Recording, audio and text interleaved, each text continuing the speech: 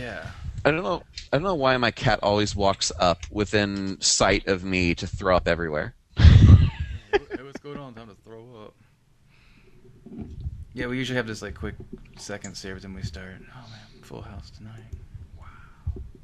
Indeedly do. Oh yeah. So hey, check it out. This is the CrunchCast. This is another episode, which would be number 39. Wow. We're doing this. Yeah. It's still not over yet. Apparently, everyone's The next excited one. because it's 4th of July Eve, and most people get the day off tomorrow. So that's totally sweet. By the way, dude, for CrunchCast 40, we should do a midlife crisis cast. Midlife crisis cast. Well, right on. Well, check this out. So we were kind of we started this up like a little open room, and then just kind of let what happened happen. And here's who we got here.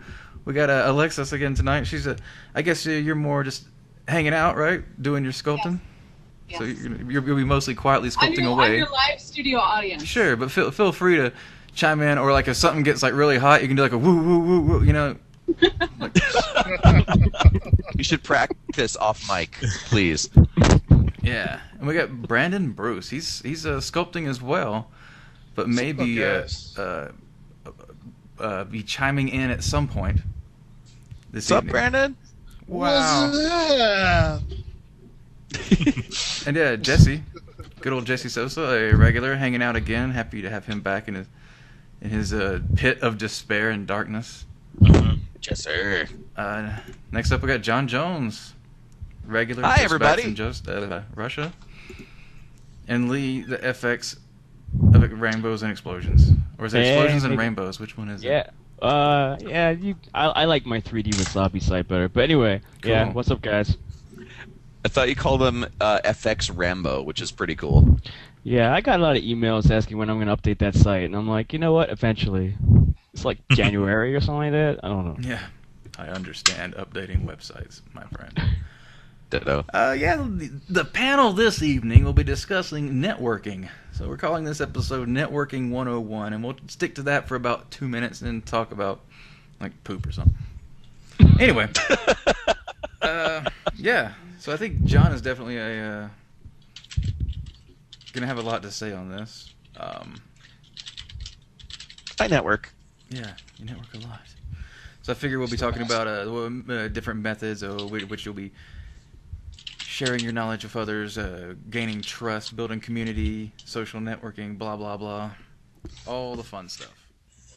Indeed. And I don't know Alexis that well, but everybody else here, like you, Brandon, Jesse, and Lee are all like huge networkers. And I really think this is gonna be awesome and very, cross-contributory. Sweet. Not a word. Yes. Yes! Totally agree. I concur. Let's talk about networking, especially... Anyway. TCP/IP, IP kind of stuff, right? Is what we're talking about. You know Setting up it. your basic home network. Yes, it's very esoteric, but we're trying to the CrunchCast. We're trying to branch out in a new direction. I was having problems today with networking. Trying to get stuff working over UDP, over the internet. Yeah. It does not work. Well, just for You me, gotta have the private VPN for the really good porn, man. Yeah, I was gonna say for me, networking. The first actual job I got was through somebody that knew somebody, like a guy that was running a game news site, knew a company that was looking for people, and he said, "Hey, you should talk to these guys," and that's how it all went through. And a lot of times, I've gone throughout that. You miss that whole job application process of networking when you know totally. somebody working somewhere. Yeah, also, GDC for me, it was like '05. It was a lot of, you hand a resume to somebody and they'd be like, okay, we'll put it on our stack this high of resumes. And then out of the blue, I was eating lunch and I met like the CEO of Naughty Dog or something like that, I think it was. And then another guy, like a creative director of another company, and it was like you start chatting about how bad the food was. And there you start networking. And I got both business cards by the end of us eating our food. So it's networking always happens outside. Well, the best networking happens outside, because if you're especially looking for a job, you don't want to be like, hey, Mr. CEO, but I heard you're hiring. I need a job. You know, you want to start out with something simple like, man, this sandwich sucks, or man, or like, what did you think of the games on display? Blah blah blah. What did you like about it? You know, always good to break the ice with something that's not related to jobs. Oh man, I really love that game blank. Oh, well, I actually am the president of that company. Oh, that's you? That's so cool. I'd love to work there. Yeah.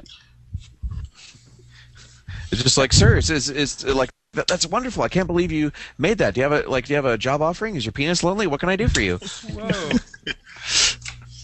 Trade secrets. It's a trade. But no, Lee's absolutely right. Just like ultimately, so much of networking, just in my experience, is just learn how to just chill out with people and be cool. Like the one overriding thing I've seen in my life, like whether or not you drink, people are open up a lot more over beers because apologize the rhyming scheme.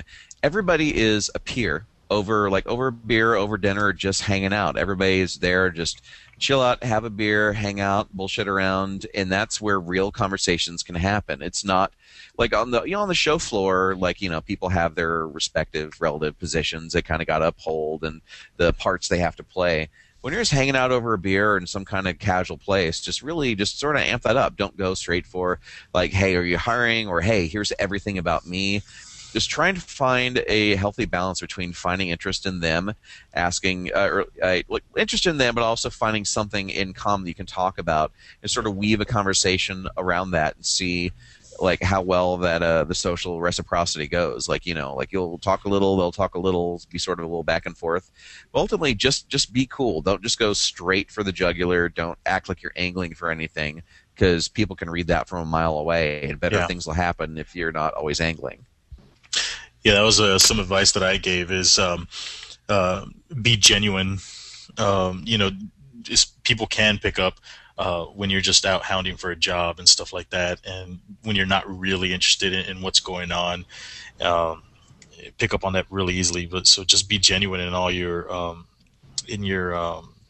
shit, man. I can't think right now. I'm so out of it. I've been working like nonstop. No, it's all good, dude. Hey, no problem.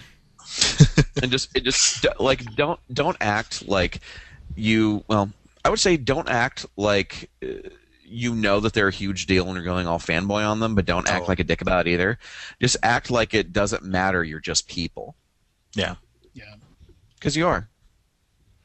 Oh yeah, and you know what's cool to learn? The difference between a good silence and an awkward one. Oh. You know, when you're hanging out with somebody and you just stop for a minute, you just drink your beer for a second, and like when you're hanging out with the guys watching the game, that kind of shit. Versus, man, this guy, he is gonna talk in a minute. Just learn when to walk away. Yeah, exactly. And when you're like, and when you're in a Captain Linger, I like that. It's like a Goofus and Gallant. It was like Captain Linger. It was like a cartoon from some show, like an SNL bit or something. I like that. But like if you're in a relatively junior position of the person you're talking to, don't try to overcompensate by always talking about yourself. Oh yeah. Like nonstop. Like people quietly and politely listening are not necessarily interested. They're just tuning you the hell out till they can find an opening to leave. And nothing is more boring than someone that talks about themselves all the time. Yeah.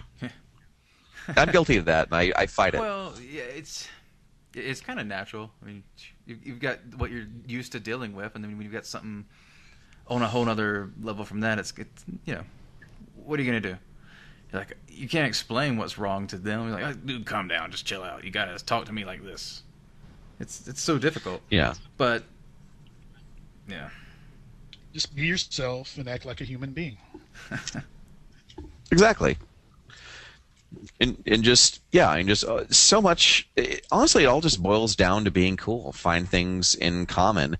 Don't always be angling for something. Like every good thing that's ever happened to me has been a result of me just being friendly and not asking for or expecting anything. Just being there. Yeah. Like I've met a lot of people over the years, and I still actively go on forums or Facebook and whatnot. If someone pops into mind, that like network isn't necessarily just in person. Like if someone just pops into my head, just like, oh, I wonder what Glenn is doing or where Chad is, and I'll just like drop them a message on Facebook or email and just saying like, hey man, I was just thinking about you. How's everything going? And then just start a little casual conversation from there. Like you had them on your mind. You're just keeping that kind of soft contact is just great. Like never expect anything from it. Actually, that'd be my biggest piece of advice. Just talk to people, be human, be cool, and never angle for anything. Just let what happens happen. If you're really good, nice, respectful, and not annoying, then good things will happen to you. It's more of a long game, but it takes so little effort. And don't reach out to people only when you need something from them. Nothing pisses me off more than that. You don't have to talk to someone just to show them your art. Exactly. Oh my god. You just be like, hey, how's it going, dude? What's up? And after that first, hey, how's it going, dude? What's up? Check this out. You don't have to, but you can if you want. Like when the person asks, hey, what are you working on? Because they're working on something. Everybody's always working on something. You better be working on something. Yeah. If you're not working on something, it's like, what are you doing? Yeah. Also, it's really difficult when you're at a social gathering and you see that one guy standing in the corner by himself. Topaz, quit that. And stop. I'm sorry. My cat was eating my other cat's puke. Please go on. Your cats are networking. Yes. Lee, I'm so sorry. I couldn't find the mute button. It's all right. That was quite brilliant, actually. But yeah, just like if you see someone standing in the corner by themselves, and they're like all quiet. It happens at beer night a lot. I see somebody like all by themselves, and I'll go over and I'll like introduce myself to them. And you never know that's potential networking right there. Like if you're that person, you want to stand in the corner and not, you want to go to social events, but you don't know how to like quite talk to somebody. It's always good to like stand into the conversation, like kind of stand outside of it. Maybe you'll hear something that like you might have an interest in, and you might be able to say something, and help and join the conversation. And don't jump in to correct someone. Yeah. Yes. Oh God, yes. A level 6 dragon of that force wouldn't have that kind of composition. Gosh. But no, Lee, you're completely right. Yeah, just find a casual way of just sort of not necessarily inserting yourself into a conversation, but inserting yourself into like a circle or a group of people, right? And then find a smooth way into it, like try and add something, not correct something, or be like, "Hi guys, here's my name." It's like no one needs to know your name necessarily until like a few minutes in the conversation. And I like what you said about trying to bring in people that are alone. Yeah, and I also noticed that, like I remember one beer night in Austin where somebody was like, "Hey, are you a game developer?" And I was like, "Nope, I work at Starbucks." And that was like the first thing I said, because I could tell the guy was like, he had the glint in the eye, like, "Ooh, you make games. I must talk to you. I might maybe get a job from you." And I was like, immediately, I was like, "No, I work at Starbucks." But you know what? The guy over there, he works at BioWare. And so that guy like got up and he like you could tell like his ears went up and he was like, BioWare, and he went over to I talked to that guy. Whereas if you'd have said, whereas if he'd have been like, well, and then later on in the night I was like, you know what? If you're looking for a job, this is not the place to come. You should, this is a place for networking and socializing, and not for looking for a job. Exactly. Next time you see someone like that, let me know. Because for those that don't know, I run an Austin game developer beer night. We have 900 members. We usually get 60 to 100 people out every couple weeks. It is for game developers only, people that are like currently employed in the industry. And I try really hard to keep a lot of keep non-game developers out of it. Like not because I'm a dick. It's just because there are a lot of students that are super socially awkward and, like Lee was describing, super needy and super just like, "Hi, tell me how to get in the games. I'm the biggest fan of the games. Here's the games I played. And I did this and this and this and this and this," and that alienates developers. That drives them away, and that ruins absolutely fucking everything. So I started this with my friend Blake 3 years ago. And he moved to Baltimore, and it's my group now. But our agreement from the beginning is if we get too many students, I will shut down the group immediately. Just no questions asked, never do them again. Just done. And so far, I haven't had to. I've only had to kick a. Only 3 people have ever had to get kicked out of the group. But mostly people have been cool. But it's just the reason I keep the rules like that strict are because people sometimes just don't know how to be cool. They can't get along with developers, and if developers feel like they're going to get harassed all the time by students, they'll never show up. And that's kind of why IGDA gatherings and stuff have issues getting anywhere. Issues getting real developers to come out, just because they know they're just going to be inundated by kids just pestering them and bothering them all the time instead of just being cool. There's nothing wrong with being new. It all comes down to being cool and being able to hang instead of just like completely just nerding out. That drives people away. But from the other perspective is I used to be a student. So I was there when I was not in the game industry. So the other point of view is that as a student, you want to know how to do that. You want to know, what do I do to be in the game industry? And so when I went to the IGDA events in North Carolina, I would always be like, not acting like a student at all. I'd be like, hey, my name's Lee. What do you do? Okay, well, there's the question. What do you do? Okay, well, right now I'm not working in the game industry, but I'm interested in doing this, this, and this. And I was able to meet my friend Dana that way, who eventually got me a job as a QA tester. So without me being too intrusive, I was able to get a job, that way. That's perfect. So, it's like, if they know you can be like chill and respectful, but you're still serious about what you do, but you don't have to be just like super annoying about it, that can go so far. It's like really you're just helping create a name and image and presence for yourself in front of other people to give them an idea of how you can behave in a social setting. Like if even in a casual non-work setting you can't keep your shit together and be cool, why would someone want to work with you or recommend you for anything? True. It's just too many people are like that. Fortunately, I haven't had to deal with too many of them for beer night. But yeah, and Lee, I mean, I absolutely think you did it the right way. You're cool, you're pointed. I mean, it's just hey, we're all people. Here's what I do. Here's what I'm interested in. Especially that's when perfect. you're not in the game industry, you just have to be careful because you don't want to be like singled out as, oh God, there's that guy. We should probably walk away. You really don't want to be, especially if you're trying to like meet others and get information from people at beer night, for example, or at IGDA or at Ooga. Before I was in the game industry, I used to work at a restaurant. I would throw my own happy hours and stuff and invite the guys from Ritual and all that over, just to have.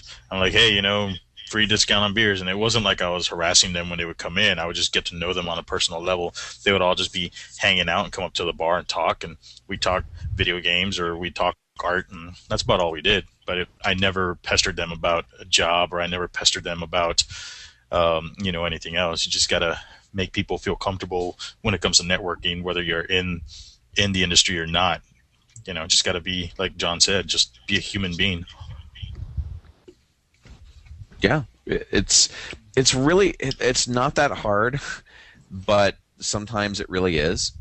Just learning to be comfortable enough with people, like what I was saying earlier about like if you're dealing with somebody that's really high level, really high up, and you get nervous, the tendency is to feel inferior and to want to talk about yourself constantly to try to prove yourself and sell yourself because you feel inadequate and inferior to them. And if you act that way, there's no way in hell that's what you're consciously thinking that you're doing. You're only going to realize that if ever later in retrospect, oh God, that's how that came off.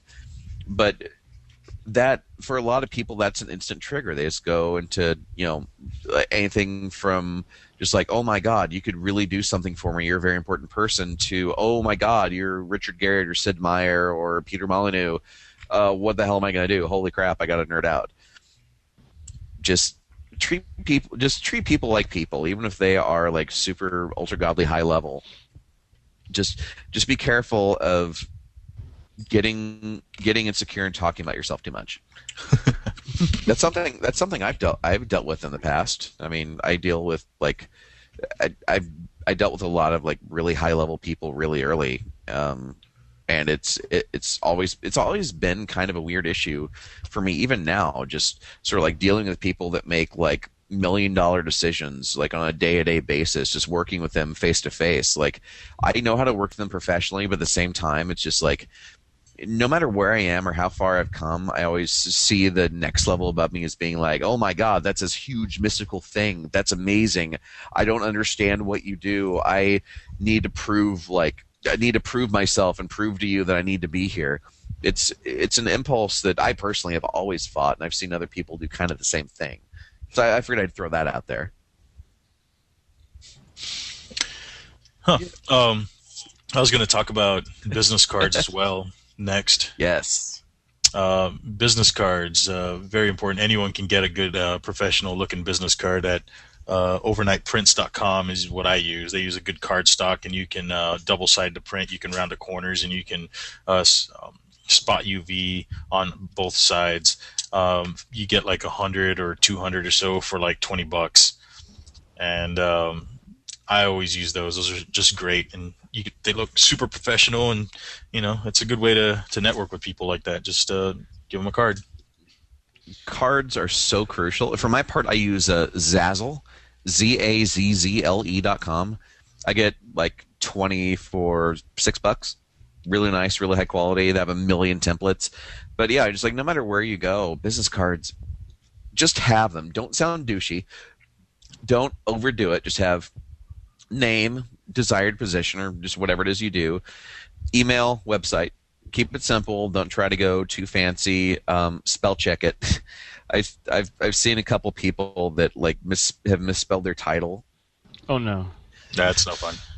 No, I was the one that ended up pointing it out. Like some guy gave me his card, and I looked at it and said, "You spelled environment wrong." He looked at it and just went, "Oh fuck!" Just like cards he'd been handing out all day. That's awesome. Oh God, proofread that. But yeah, just having a card, the power of having a card is immense. Like it's a way for people to remember you. Like I tend to try to get it in within the first couple minutes of a potentially businessy conversation, but if it's more casual, then I'll throw it out toward the end. Because I feel if it's a casual conversation, I throw it out too early, it's going to seem like I'm trying too hard. But if it's more of a business setting, like a business colleague is introducing me to another business colleague, then I'll introduce myself, give a good firm handshake. If you shake hands like this, like overhand, you're just a massive limp dick. Don't do that. Just have a really good firm handshake. Look them in the eye. Repeat their name after they give it to you, and look them in the eye to lock that in. And then within the next like 15, 30 seconds, offer a business card. And something I learned that is I find to be very respectful. It's when I went to China, they have a very certain way of giving you their business card. China and Korea both do this actually. The term for it is colloquially is the Shanghai handshake. When you give someone a business card, instead of I'm just going to use an oversized piece of actually wait, I have business cards. Sweet. Okay, whose is this? Anyway, so instead of handing someone their card just like this, like between your fingers or with your thumb, just like handing it to them like a flyer, what they do in Korea and China is hold a car wide, long ways, landscape view, and then hold it at the edges and with your name up facing them and extend it toward them like a gift. And what they do is they grab it the same way with forefinger and thumb, and then bring it to them, look it up, read your name, read your title, and everything on your card, and then some form of thank you, whether it's just either saying thank you or looking at you or nodding or sort of a glance, whatever.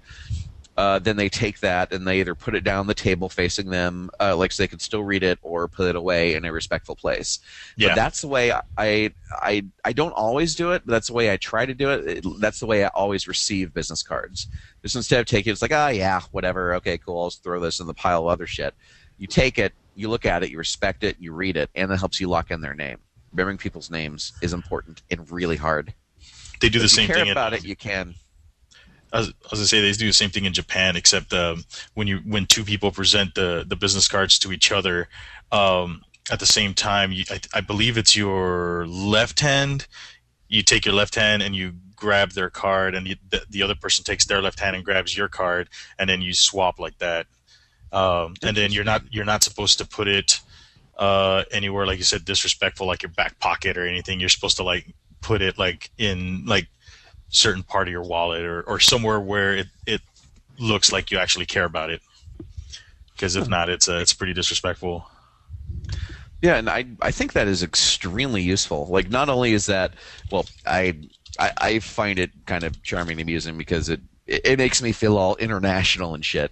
But ultimately, I mean, like, regardless of culture, that is a respectful way to put yourself forward, no matter what culture you're in. Like, accepting the card like it's a gift, and then taking the time to read it, and then putting it down in somewhere respectful where you're showing that you care about it and you respect that they gave it to you. Yeah. I think that's awesome, and it gives you an opportunity to help remember their name because it's visible. Yeah. On my business card, I actually wrote out my name in Japanese and my studio name in Japanese as well. So when people get it, they always look at it and they're like, "Oh, hey, that's cool," and it kind of like, makes it a little bit more memorable. The same side or front and back? It's on the back side, the information side, or I guess I don't know if you consider that the front or the back, but where it has like all your information, it's it says Jeshi Sosa like underneath it, written out in the katakana or whatever, and kanji, dinosaur kanji, whichever one is the phonetic one. Mm-hmm. And then on the bottom it says dinosaur, and then I have the vertical. So I can't remember what dinosaur is in Japanese, but it's got that written out as well. That's really cool. That makes you seem even more like worldly. Yeah. So, be honest, that's just for picking up chicks, right? No, the grandma's boy line is for picking up chicks. Hey, baby. I worked on grandma's boy. Here's my business card. I work. Oh God, holy crap, you did! I forgot you guys worked on that. Okay, Jesse. Okay, for the people that don't know, tell them. That's so cool. Oh, what the grandma's boy? Yeah. Oh yeah, I thought we've talked about that. I'm sure you've told it before, but yeah, tell us the way you remember it now, months later, where it's changed and gotten more extravagant. Tell it good. No, I'm sure. If we have regular listeners, they should remember that I've worked on Grandma's Boy. But that's always been a good line for people who don't know or play video games very often. When they ask what I do, I say I'm an artist. Oh, what are you an artist for? Well, I make video games. And they say, oh, like the movie Grandma's Boy. And I'm like, yeah. Speaking of which, I did almost all the character art in there and all that. And they're like, oh, and that just kind of is a good way to, to. It's like that or Madden. Or The Sims. Or Farmville. Farmville. I made Farmville. I made it all. Yay. Call of Duty. Yeah, Call of Duty is a good one. But that's more for guys. Speaking of Call of Duty, or Call of Honor, Medal of Duty, Field Battle. Speaking of Call of Duty, sorry to change the subject, but did you see the online Call of Duty that came out? What? There's like a Call of Duty online now only for China. So in other words, that the half of the world pays for Call of Duty, and then China gets it for free. Nice. Well, that's nice. Well, it's supported by microtransactions, which is a lot easier to do over there. Oh, okay. So yeah, they don't get it for free. In all likelihood, they're going to make vastly more money on a per player basis than they would here. That's true. Of course. And that's actually, interestingly enough, I'm glad you brought that up. That is a result of Tencent Holdings, or Tencent, which is a massive company. They're the third or fourth largest internet media company on Earth. They are colossal. They bought Riot Games, the guys that made League of Legends, for $400 million. And last week they bought a minority stake in Epic Games. Do you guys remember hearing about that? Yes. Mm-hmm. Yes, they bought a minority stake in Epic Games to help start releasing Epic's games to China. And something I read today, so there's extremely famous financial analyst called, whose name is Michael Pachter. He specializes in the video game industry, and he is usually right. He is widely respected, more than that Jim Cramer Mad Money douchefuck. This guy is widely respected and paid attention to tremendously, and he released a document today going into how he feels about the market, how things are going this way, that way. But he actually gave the dollar figure on the supposed dollar figure on the Epic Games Tencent deal. Apparently, Tencent bought a minority stake, a smaller stake in Epic for $600 million. Nice. Wow. Which would put Epic's valuation at least $1.2 billion. Sounds about right. By their metrics, which is insane. I mean, like, it got bought for, I've heard, $200 to $400 million, but I mean, Epic has been and Rare got bought for 375. Playdom got bought for 780. Just like the acquisition's getting larger and larger and weirder. But this was just a fucking minority stake in Epic, and that speaks a lot to the strength of just not only their games, which are incidental. Honestly, they never need to make games ever again. It's just their engine business and the strength of it, and how widely they're able to get their engine, how many licensees they're able to get, and the willingness to work out crazy deals, even with newbie, relatively budget developers. The fact that they have that much spread, but still gives them a valuation of over $1 billion fucking dollars by the third largest internet media company on earth, that is absolutely staggering. And Epic is still an independent company, less independent now, but still, that absolutely blew my mind. I only found that out this afternoon. Can you fathom that? $600 million? That's how much News Corp paid for MySpace. Nice. Slightly less. Yeah, But yeah. huge. So that means that there'll be more Lamborghinis in the parking lot? I kid. Well, somebody's eating a few nicer meals. They're gonna put some bacon bits on that mac and cheese tonight. Gonna squeeze a little sriracha in that ramen. I'm very happy to all of our friends at Epic. I'm sure. Hopefully, of mine. Yes. Same. I really hope they make out like mandates. They're a fantastic developer. They're great to work for. They have an incredibly talented team. They hired the best of the best, and they can actually compel people to move to North Carolina. That says a lot. Hey, no. Hey, Raleigh's not that bad. No, I know. Having It's just you like live in Raleigh. When you say a place is not that bad, Okay. we have to emphasize that it's not that bad. It's not your first choice. It Raleigh's will literally kill you. Okay, well, now we live in Austin. Austin is better than Raleigh, but Raleigh has the beach. And they also have good berries, Yeah, which beaches is are this cool. awesome... It's beautiful country. The woods, Yes. Yeah. If you want to see trees, mountains, the Appalachians. yes. Bah. God damn it! One of my cats ate its own puke when I wasn't looking. So hey, Lee, I don't know which one it was. July, you were working on some fireworks particles. How's that coming along? For those who've been watching video, Lee's been screen sharing every I now and a should bit. probably screen share again, shouldn't I? Yeah, you had it up earlier. Yeah, it's slowly coming along. It was my 4th of July. Since we're so close, I was doing some 4th of July particles in Unity, not UDK. Sorry, Epic fans. Yeah, the 4th of July in America, it's when we set off fireworks. And usually people, they do something like summer activity outside, like grill or go swimming. The fireworks are to scare off the Indians.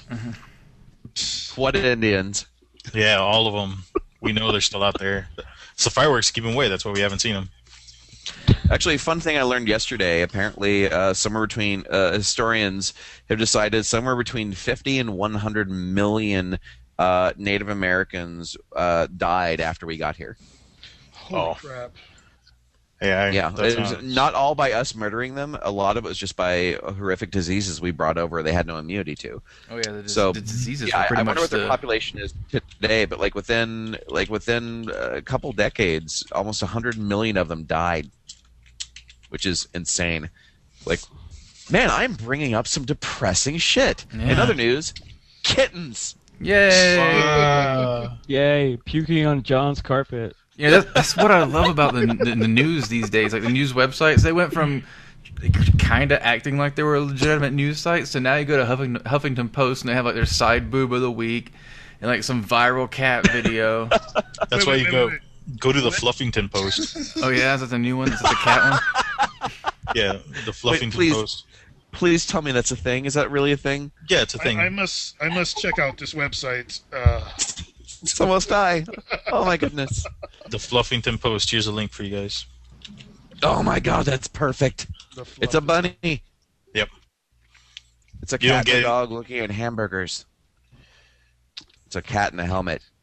I see. Yeah, I got a bunny here on a red seat. It's a cat that's hiding. All right. Now that I've Oh, it's a baby. completely... It's a baby Weimaraner. He doesn't know how ugly he is. Oh, Sorry, I'm not a shucks. fan of the breed. that is just so precious. You know a dog is smart when he's got glasses on. He can probably work the computer. Can you help me with my math homework? He's just, no problem. Are very socially inept. Whoa. All right. We're Okay, totally the off duck- topic now. The Yeah, duck sorry in for the that. box. A horrible break, but yeah, check out that site if you want to enjoy life as much as we just did. It's a duck in a box. Well, in a way, we are talking about networking. Yeah. hey, nothing helps you It's like, network have you- more than having something adorable. You're like, hey, look at this adorable shit. And my name is Chris. Here's my portfolio. And, oh, that was great. Thank you. And that's And here's how a you. free kitten. Mhm. Look, here's a picture of a cat. Goes with it. It's got my website at the bottom. You check that out. And by the way, I have my like that- URL. I have my website URL and email address tattooed to this cat's stomach. It just gave me a great idea. It's for a demo reel. Like, You just it have really. a really like cute picture of a cute video of a cat walking through a grass field and like some light piano, and then just your website URL at the bottom of the screen. Yep. It's the whole video. That's your demo reel.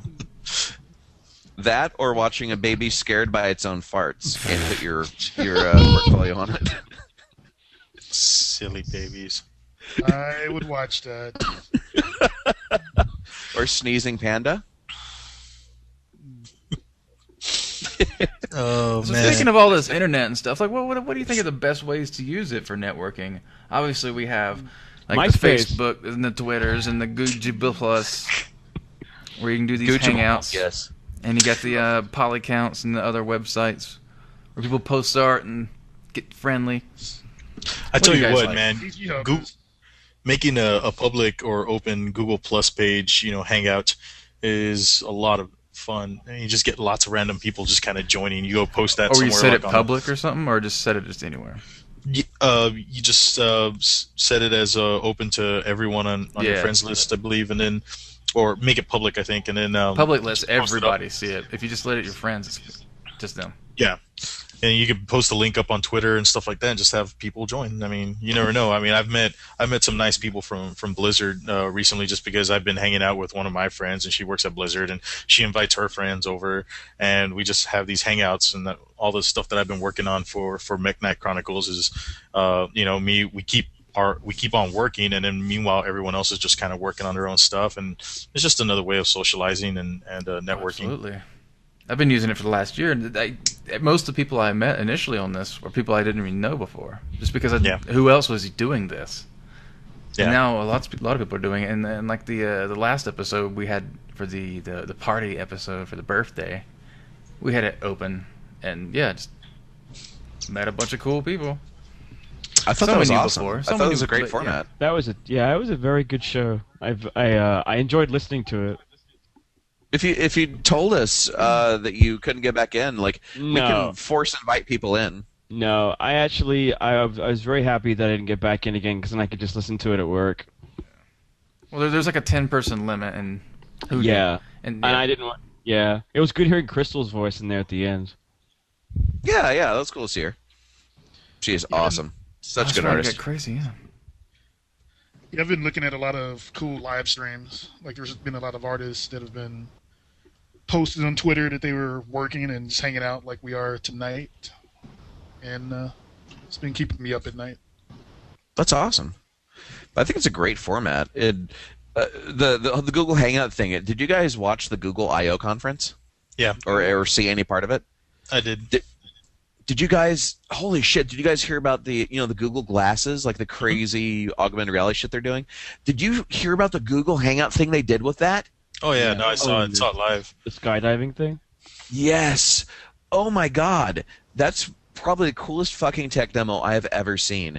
So for those that haven't seen it, they have, what was it, 4 people wearing these crazy high-tech Google glasses that have built-in cameras and built-in like cellular internet access, and they jump out of a fucking plane during formations and shit while live streaming from their glasses cameras to the Google I/O conference live, all 4 of them looking at each other together in a hangout as they're fucking skydiving.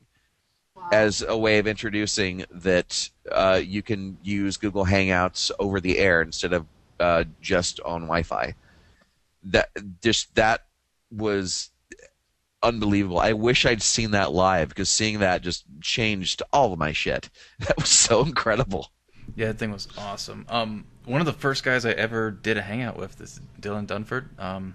He has one of those phones where he would just be walking around a mall and be in a Google Hangout just like this, talking to everybody with live video and all that. And I was like, wow, so cool. That's pretty cool that we can do that right now.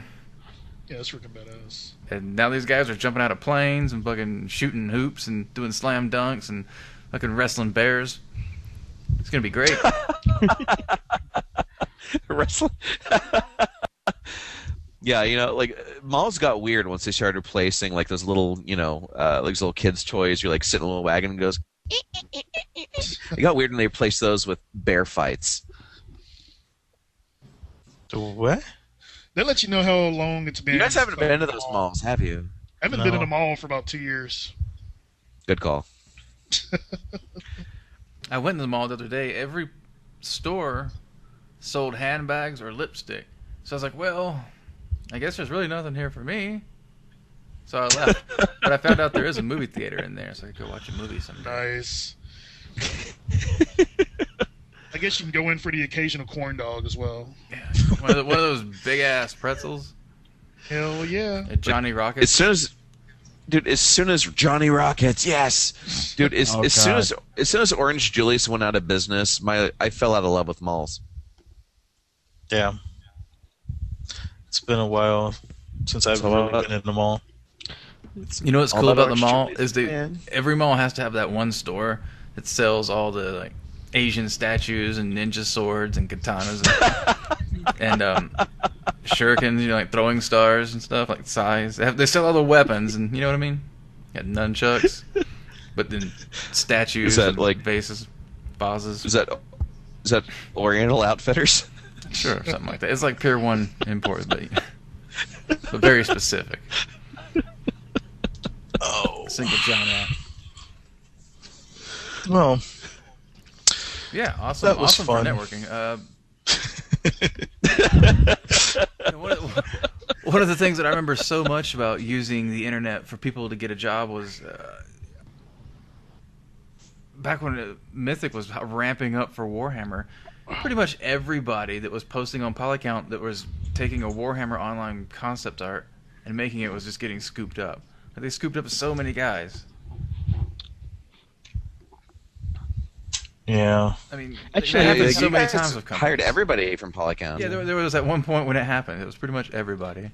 Yeah, I kind of hope that ArenaNet will go on John's Polycount holding and up a see cat. all the. Oh, there's a cat right there. John's got his cat. Is that one of those blue-eye, green-eye cats? Yep. Dang, I got good vision. You do. The ratings are going up. All But right, anyway, yeah, it's always really awesome when companies do that. Like a company, Yeah. companies that are watching this, companies that watch websites. Like if you go to Polycount and you go to the job census thread, you'll notice the places that have more users.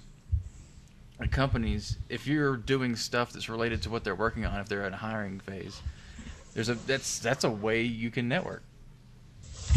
Excellent. Yeah. Yes. It's choosing your work based on the number of people that are probably going to see it. Blah blah blah blah. And you profit.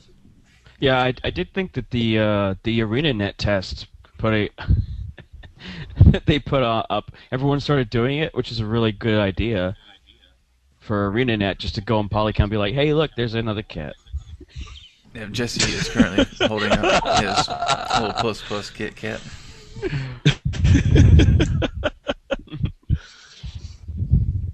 No. Outstanding. Well, I mean, that's how I essentially got my first job. I have a stapler. What, with a cat? No, not with a cat. Just networking on Polycount. It's helped a lot of people.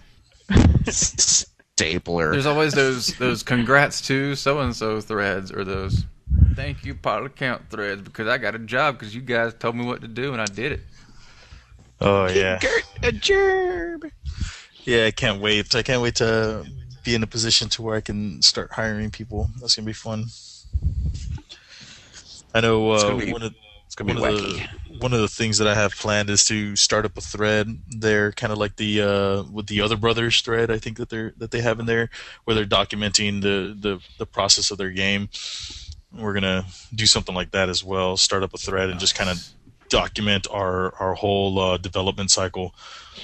I'll be having public hangouts as well, so people could just drop in and watch us work and work along with us. And that just goes along with just getting to know other people, and hopefully I'll be able to meet some nice future teamwork or team members like that. So I'm really big on working with people that I know. So even back when I was thinking about seriously pursuing some kind of mentorship kind of thing, what I would want to do is take any potential what are they, apprentices, I guess, or what? They're not mentors. What are they? Apprentices, I guess, yeah. And getting to Like an intern. mentees, right? I don't know. But get to know them on a more personal level. Basically go out with them, have beer and all that, and decide whether or not I can teach this person, but to really just get to know them on a personal level before committing anything like that. Just because making game art, working in a studio, it gets so personal at times that you just have to have a great personality to be able to function within a team and not have everyone just hate you. absolutely. Like, you gotta know how to hang. Yeah. And by the way, can you cut your microphone levels back by like 20%? Your little mine? like your yeah. I'm not really sure how to do that, but I just raised it up, so it's further from my mouth. Yeah, it's really fine over here. I mean, Oh, okay. It was like ultra loud for me. Everybody else's levels are normal. John just hates me. well, sometimes it comes out a little loud. I just don't trust people with eyebrow piercings. It's not so much the levels of your microphone. It's just you. Can you just turn off your camera? Can you just leave? It's not me. It's you. There's just So, something turn about your down face. more. Now back away from the camera a little bit more. Yeah. Out in the hallway. That's good. That's good. That's about right. That's your best angle. Awesome. All right, pardon me a moment. Oh man, so Yeah, so websites are fucking awesome. Well, John's wearing like no pants. nice. I'm not wearing pants either right now, but I usually don't. Yeah, he's just Oh, showing man, off that's- those creamy thighs. That's the best thing about working from home is like I have not worn pants in like almost all of June. It's amazing. Oh, it's the best. I got these when I'm on weekends, man. I got pajama bottoms on all day long. Oh yeah, just hanging out with the guys. Hanging out. If you know what I mean. Literally. Right. Yeah, there's a lot of things that are, especially from websites like Polycount, that help people get jobs. And like, what are some of your other guys like? Can you think of any other websites that are good for that? I mean, LinkedIn seems okay, right? Yeah, like CG Hub. CG Hub, yeah. So Yeah, I find a lot of good artists on CG Hub. I got my job at Gearbox through MapCore. Ow! John's fighting a cat. Sorry. Through what? Mapcore? Yeah, Mapcore is still really hot Mapcore.net? for designers. Yeah. Yeah, it was for design when I was a designer. Yeah, that was a really. nice. I just happened to know a lot of people on there that worked at Gearbox, and and they actually contacted me and said it was interested. So that was really cool. But Mapcore is really good Nice. for map. Yeah, that's really for mappers though, or for designers. Is it still around? Still active? Yeah, it's pretty active as far as I know. I've been on there in a while. Yeah, I'm just checking it out right now. It looks pretty cool. Yeah, there's some really amazing people on there. Nice. Mapcore.net. I know I'm gonna have to find a Unity programmer here pretty soon.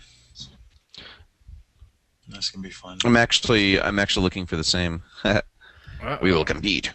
Fight. See, one of the things that's great about these websites is contests.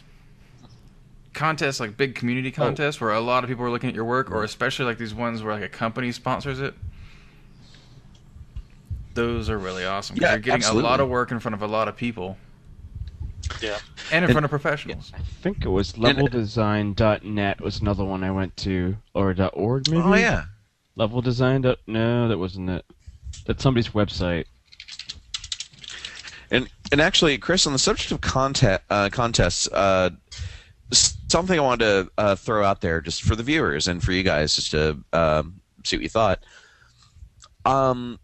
Hypothetically speaking, if there was a company that provide a game engine and had an online marketplace where you could buy different art packs or design packs or code packs or just whatever, just like modular things that you can buy to and add for your own game.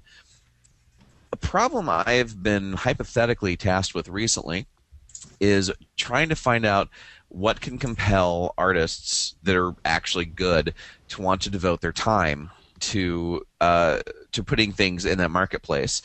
One of my ideas, like when there's only the possibility of things being sold, rather than any kind of like immediate remuneration. My idea was to hold a contest sponsored by that company and have different levels of winners where you'll win like a free license to the engine or like a gym bag, T-shirt, free video games, free video card. Just like with a minute, like you probably get away with just like a grand or two worth of prizes across a broad enough swath, but suggest things be along a certain theme, sort of like the way the polycount contests go. Like there's a certain theme that people need to go for, and you need to have, but like for this contest, have a particular theme or a grab bag of themes, but have like a minimum requirement of mock up like a full game scene or something like that. With like whether or not you win the contest, your stuff can get put on the site. Like on their marketplace and potentially featured, and you get like I think like 80 to 85% of whatever you manage to sell. And my thought was that the publicity and promotion given to that contest could help put a lot of these people in the limelight and actually help them drive sales. That's sort of the thing that I've been thinking, but does that sound like something anyone would go for? Are there any suggestions or critiques you guys would have for something like that? Well, first of all, that's really complex. Yeah, and That was I the first thing I thought was if there was a way if there was a way to explain that in 140 I did the characters. worst way possible. I mean, it doesn't sound like a bad idea, but it'd be something to take a lot of build up before you'd even get people that would want to jump in and be a contestant. Because I don't know. I think if you're coming into something where they're just going to end up selling your stuff, people might feel like there's got to be something shady here, even if there isn't. Because people are weird. I think the best That makes sense. The best thing to do is like probably give them a cut. Like I remember when Valve had the polycount contest, and those guys made a like a tank load of money. They did make a lot of money. Oh, they make They made hats. 80% of everything. Like let's say 80% of everything they sell. That's like the I mean, for anything they ever put on it. Like if you had to nutshell it in 140 characters or less, I just say something along the lines of, let's see, make money off your art for this engine. Here's a contest, win prizes and publicity, or something along those lines, and assume it's something that everybody's heard of. Mm-hmm. I think either way, Okay, it's Jesse, what the hell? No, Jesse's microphone is making him a noise. What's going on? and his screen went totally black. And they're Hey, like, John. "Yeah, what's up?" Oh. Yeah, I was going to say, like, either way, I think publicity is good for any artist. And if they're actually putting your name on their website to sell their stuff, I think it's cool. Like, if you get into contests, you're signing up for it. So it's actually pretty cool. Yeah. And also getting a cut of, like, when someone buys your stuff is actually also good. I'm cool either And way. you get okay, and Like, you get almost everything. Yes. Exposure is And whether or always not- good. Oh, totally. And whether or not you win, if you go for a unique enough kind of thing, it can still sell. It's really just like it's finding the goal for the engine company is to get a decent representative chunk of assets that look like they fit together that people could buy and put in their own game. Yeah, it's like if you're not gonna buy like, I need one crate. Now you're gonna get a dozen crates, a little bit different. So you get Exactly. So you got a contest and you got a whole bunch of entries here. I'll take this one. This And you one, have this stuff one. that's on their marketplace and could make money. Yeah. And you get publicity doing it. Like that's the kind of thing I'm trying to put together in my head, and trying to sort of see if it makes sense, and see if that's something that would be compelling to people. Like no matter what, even if you don't win, it's going to be on that marketplace. You'll get some publicity. And there's a possibility of things selling, and you retain the rights to everything you do. I think that would be cool. Like, if you're upfront about it, that would be awesome. Like, I remember maybe a couple of years ago, I think it was it the last Dominance War? There was, like, a little bit of controversy because they were going to sell a book, and, like, a lot of people didn't know that there was going to be money made from everyone's assets and whatnot. Yeah, I can see that. But I think, like, if you're upfront, it's totally cool. Okay. That's actually excellent to know. Like, this is something I've been bouncing around with somebody for a while. I want this to work, and I think it'd be a great vehicle for a lot of artists to really get noticed. Even if they, like I said, even if they don't win, even like if they're to have a contest, if they're to go for this, even if they don't win, even if they don't place particularly well, somebody may still like what they do, and still buy it and get the money, and they still own it. They can do whatever the hell they ever want with it. Multiple games can even use it. Mm-hmm. And yeah, it will be like a continuous, but potentially a continuous revenue generation source. So I'm trying to help artists that, maybe an artist is unemployed or something. Maybe it could be like a fun project for them to work on. Just spend just 3-4 days or a week or something, just cranking on something for their portfolio. They own it. They can potentially sell it and maybe get some publicity in a contest. And the more eyes are on everything, the better everybody does. I don't know. I'm just trying to think of ways to help artists and help find them more ways to monetize what they do. And in a way, this actually ties into networking and just learning kind of how to present yourself and how to market yourself and how to put yourself out there. And that could be one other potential venue for trying to find like Turbo Squid, for example. Not what I'm talking about, but like Turbo Squid, for example. People can make money off of that. Are you guys familiar with Turbo Squid? Yes. Yeah. Yep. I actually met I met somebody from Turbo Squid that was in Austin a few months ago. Oh, was it Paul Teal by any chance? No, her name was Michelle. Oh, girl. Okay. She was a global manager, I think. I have her Oh, wow. characters. I have her Character Studio DVD from 2000 from Max 5. That's awesome. And I got her to sign it. It was like the coolest thing ever. I've had that thing forever. That is cool. But yeah, she was saying that they have a very good business model for selling art. They really do, and they're starting to work in like a community verified type system, where if they're there are a bunch of technical requirements that have to be met and they have to be submitted and tested against, but you get like their rubber stamp of approval if it adheres to all this, and you can filter art that you search for by things that have gotten that official stamp that make it seem higher quality, that give people more reason to buy. Like in the early days of Turbo Squid, for those that don't know, it's an online marketplace where you can buy 3D models and textures. And some, like most are crap, some are really good, and it's not always for games. In fact, it usually isn't. Just people, let's say they make a model like an M1 Abrams tank or an AK-47 or a gas station.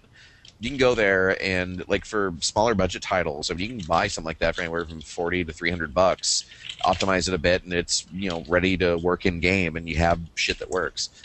And I think it's a great idea. I thought it was really, really shitty early on just because there's nothing but crap on it.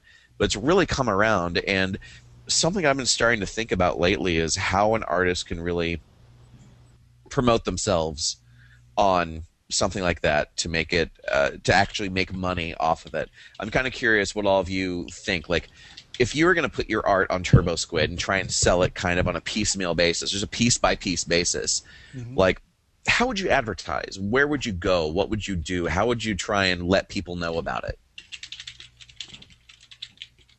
I would tweet it every day.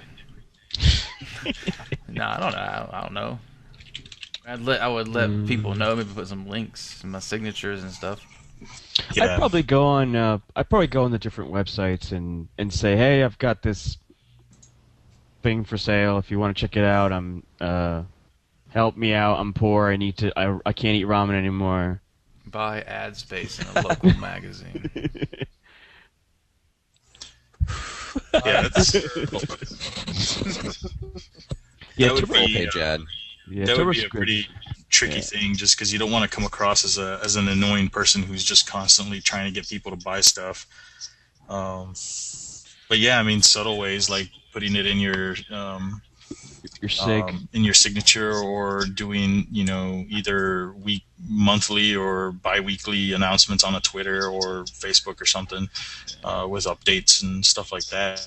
That would probably work. Won't be I think if too you keep it too interesting. annoying. I mean, if there's things going on, like, hey, we're doing this, it gives you something to talk about. Maybe have some events or something. Yeah.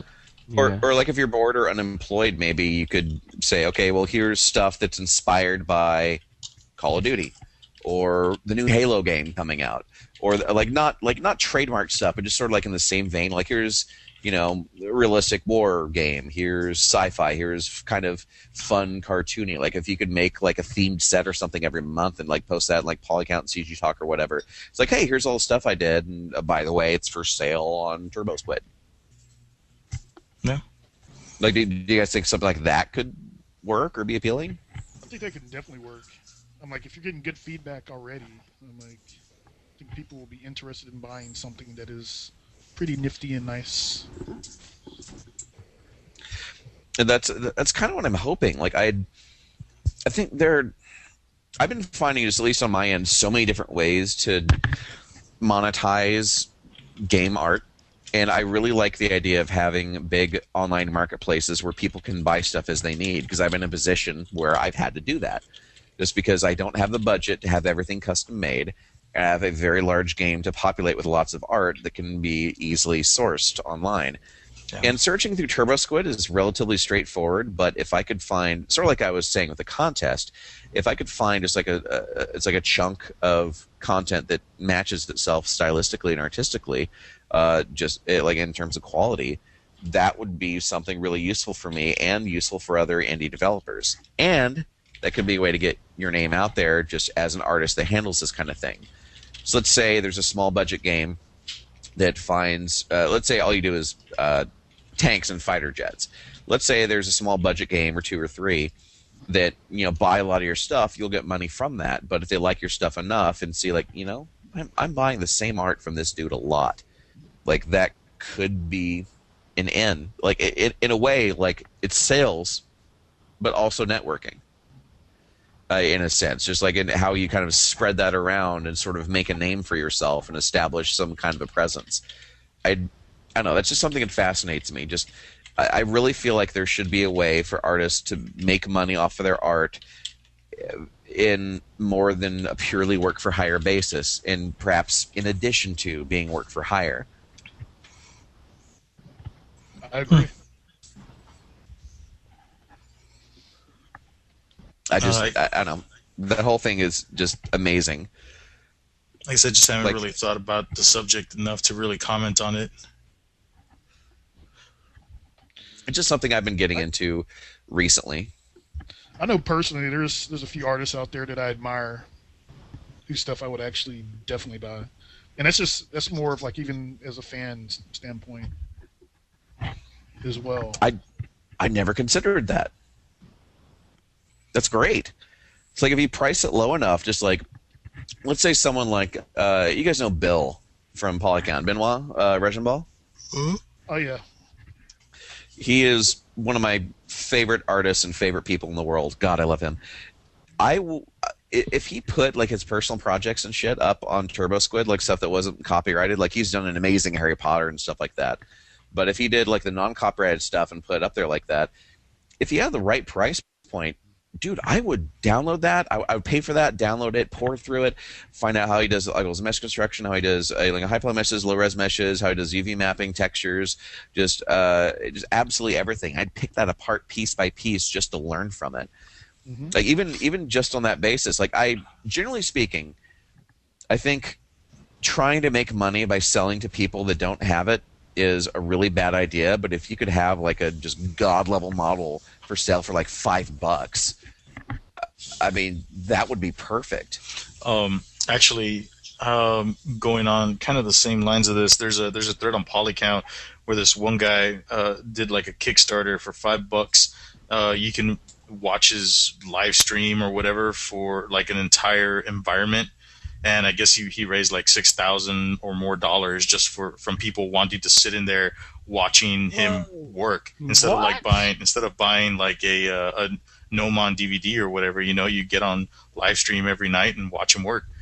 Yeah, so it was really crazy. I was like, I didn't really get the thread at first, and I clicked on the Kickstarter, and what he was asking for was so little, but it was so much more than that. Like the amount that he had raised was some just ridiculous amount more than that. It's like, holy shit. Yeah, that's actually a pretty smart idea.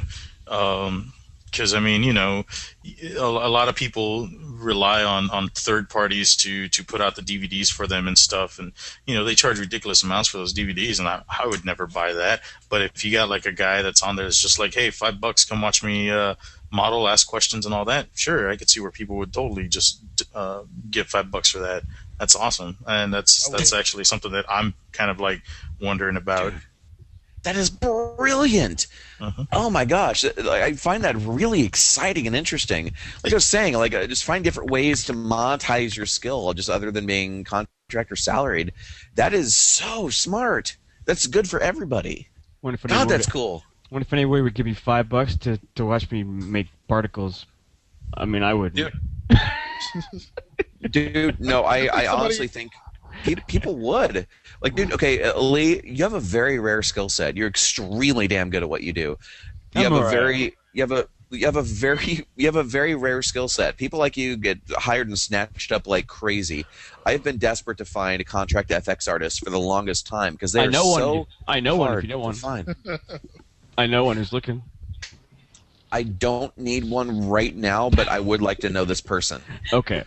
It's like those like people come to me for like with contract requests and stuff, and I never have anybody for FX, and like the requests I've had have just died, just because I don't have anybody. My buddy Bill, he does that. He did I think it's I'm Boo FX. I always get it wrong, but he's on Polycount, and he just released a new tutorial for like $9 on how to make a power up, and I was like, wow, he must be. I don't know if he's doing well or not, but I thought it was really cool that he's sharing his knowledge, and he's really good. He works at NetherRealm.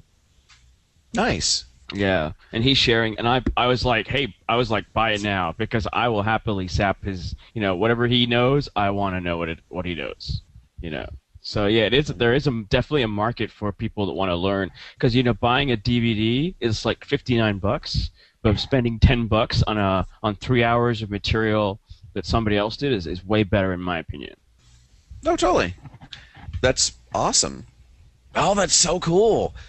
Yeah. Yeah. See, like these are things I think are just incredibly smart and intelligent. These are ways to monetize your skill set. Granted, for something like that, you really have for that to be of any value or be compelling at all to anybody, you have to be fairly high level. To do that, but still, I think that's a fantastic idea. I found this really interesting. Like, what other ways do you guys think that artists could potentially make money off of what they do, just on top of their job or contracts or whatever? Something that could be turned into a product. Well, I've Well, not always necessarily a product, but anything really. well, that's difficult for me because I'm always all about sharing my knowledge and never really monetizing too much. Ditto. I don't know, man. Like I said, that's to me when I heard that whole Kickstarter thing, that just struck me as wow. I'm like surprised this hasn't already been done, especially with live streaming and stuff. I guess Kickstarter is just an easy way to gather funds, and I guess he just sends out the URL to the people or whatever. But as far as other ways, I haven't really thought too much about it. Does he record and sell them later? I have no idea. I just kind of read through the thread and thought it was genius, and your discussion right now was kind of what reminded me of it. And that's so damn awesome. Artists, goddamn, artists have so much talent and so much power and so much potential. I just feel like in many ways it's wasted in just only being salaried or only being contract or just pledging everything you have creatively to just one single source of income. I granted, I'm kind of the weird edge of that. I have crazy energy and passion for doing that, and I don't think a lot of people necessarily have the patience to be able to do that. But just in terms of people that have the will and courage to want to take control of their own lives and really get creative about using the best of their skills, the best of their capabilities, and bringing things of value to everybody else, and then doing really, really well by it. I think, I don't know, that's one of those fascinating problems in my life right now, trying to figure things like that out. Yeah, I would give Kevin Johnstone, I give him $20 to see his process. I give him $20 to see his ass. I mean, that guy's amazing. And for those that don't know, he is an environment artist at Epic. Yeah. He makes some of the greatest posts ever of Gears of War dumps and whatnot. I mean, any of those Epic guys, some of them, like the effects guys there, I'd pay $10 or $20 just to see their process and see how they think. And the environment artists, anybody from those big companies, like even the small companies, it'd be nice to have like a website that you go to, like kind of like is it not Gnomon? CG Society does it, like a workshop thread where you can buy into a workshop and you can like learn from like like somebody who's really talented. Doesn't E3D kind of do something like this with their website? Not that specifically, but I mean they have their whole DVD set. They also have a bunch of free stuff, and they have their whole forums and their community where people discuss I think so. these things. I know my friend John Rush, he teaches on CG workshops, and I took one of his classes, but I had to drop out. But I got all the videos, and it was like to do hard surface modeling, and I was like, wow, this didn't occur to me at all, when I was trying to do it myself, so. Yeah. If there was a website that had like all these dedicated artists, like each week maybe you'd pay like a monthly subscription and you could download videos, kind of like 3D Buzz almost. That's something that John could integrate into his site. Instead of just being contests, he could also do tutorials. Right, tutorials, exactly. Selling tutorials and artists. Yeah, like that, and you could, yeah, like $5, like $10 a month, and you get unlimited access to all the tutorials. I don't know. I think that'd be perfect. Yeah. And then if I were to set up something like that, I would. I mean, well, first off, I'd be all about it. I just don't know what. Like for my part, I'd love to run something like that. I'm kind of curious what it would take. Like the bandwidth costs potentially could be rather high, but just in terms of like rev share, let's say they sell the videos for $10 a pop. Like just for hosting and shit, like I see myself taking like $1.50. Everything else goes straight to them. The rest just goes purely to operating costs. Like I think that'd be fantastic. Like I mean, shit. Like I run game pitches, and I run that at a loss, or run my website at a loss. I think things like that would be just fantastically great for the community, and if it helps people make money. The one thing I should bring up is, can everybody hear me? By the way, I was having audio problems. Yes, you sound great. And by the way, this podcast at a loss. Oh. What? I was saying this podcast at a loss. Aw. Gotta get that. You're- You gotta get that Premiere account on Vimeo to upload the big ass vids. You're What? you're you're, You know you're what? such an altruist. But one thing I was going to say I is have a Vimeo account that's Premiere. You can just give them to me if you want. I could use the hits. No, it's fine. We bought it already. It's cool.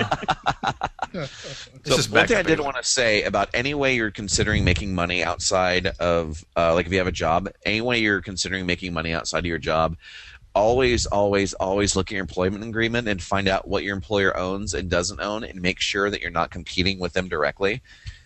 I would ask your company about it, but only after you've read it, like at least 3 times, and understand it. If you have any questions about it, ask other people that you know to try and help clarify that, and then ask your employer just to make sure that that's something you can do, because otherwise they can take control and possession over that legally and can screw you over. I've heard of companies. I know of one company in Austin. They had employees that wanted to run their own. So they're making an MMO, which doesn't narrow it down at all because it's Austin. They had a couple of employees making mobile games and handheld games, and they wanted to do that on the side. But even though that wasn't competing directly against the company's games, which is usually the way out, the company wanted to take full ownership of everything they ever did and own the company. And so they ended up quitting and doing their own thing.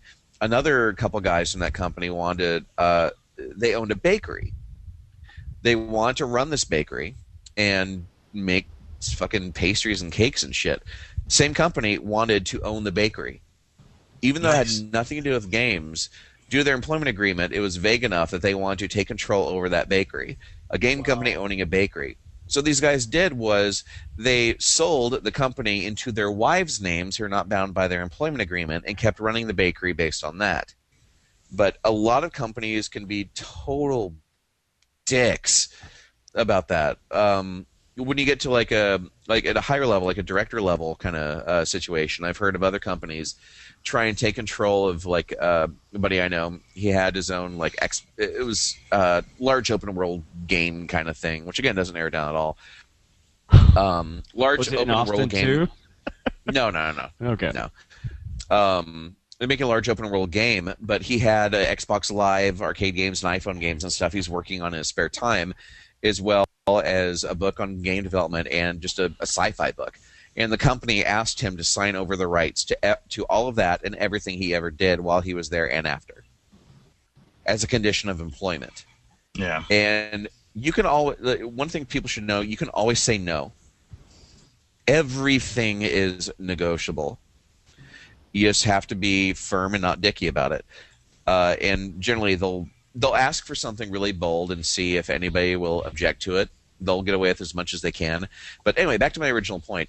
As far as like selling things on TurboSquid or doing video tutorials and stuff, based on employment agreements I've read and heard about, that should be pretty legit. But still, check. Just absolutely check. I ask for, if you don't have a copy of your employment agreement, which you absolutely should, go to your company and request it, but don't tell them why. Just say, hey, I need this for my records. That's enough. Just ask for the employment agreement, read through it, and if you have any questions about it, ask them while you're there. But try and find the relevant points about what is non-competitive or anti-competitive or whatever. Ask your friends about it, then clarify with your company to make sure you can do that first, just to cover your bases legally. And get shit in writing. Definitely. Nothing exists unless it's written down. Hell yeah. But I'm sorry to be like the huge damper on. No, that's a pretty No, that's esoteric, really good direct, advice. Yeah. esoterically direct take on networking.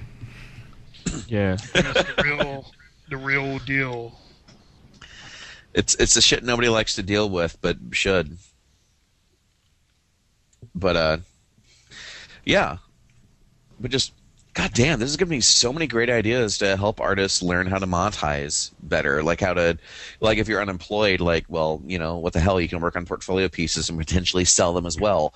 Or, if you're really good, you can make video tutorials and try and sell those. The one thing I'd be careful of is, like I said before, trying to make money off of people that don't have money.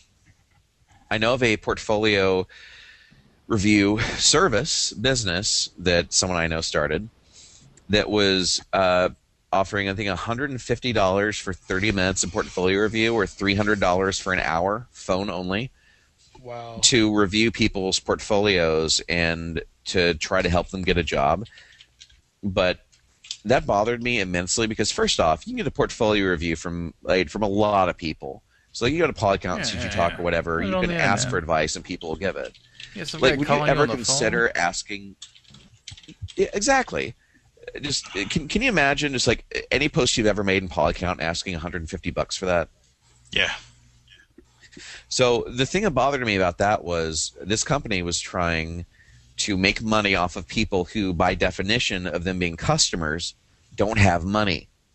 You're not going to build a successful business off the people that don't have money and are trying to make money. So that's why I think if you're selling like a video tutorial or selling art that is really, really crazy good to other artists really cheap so they can help learn from it, that's why you should keep a really reasonable price point. Like I've liked the an hour and a half, 3 hour long video tutorial for $10 for something focused and interesting. If it's quality, I think $10 is a great price point. If you are selling a model to small developers, $50 to $150, depending on the complexity of it, is fine. One of the Game Salad has an online marketplace thing, and one of their best-selling items is it's like a full art pack for an entire game, and they sell it for I think like $99. Best-selling thing on the site. Like that person's made thousands of dollars by selling this entire art, like entire game's worth of art. Can you imagine if people that were out of work, which lately is a ton of people, can you imagine if they just worked on just fun portfolio stuff, fun themed, smart portfolio stuff to make themselves relevant, sold those things in these marketplaces, like Unity Marketplace, Game Salad Marketplace, Turbo Squid, whatever. Can you imagine if they sold those across all of those places at the same time as building portfolio work for them, just the opportunity for making money if they're smart, know how to network, know how to market and advertise themselves. Oh, yeah. I mean, my God, you could theoretically, I mean, it's long shot, you could theoretically still be making money while you're trying to find a job and own the rights to all these things at the same time. I think that's awesome.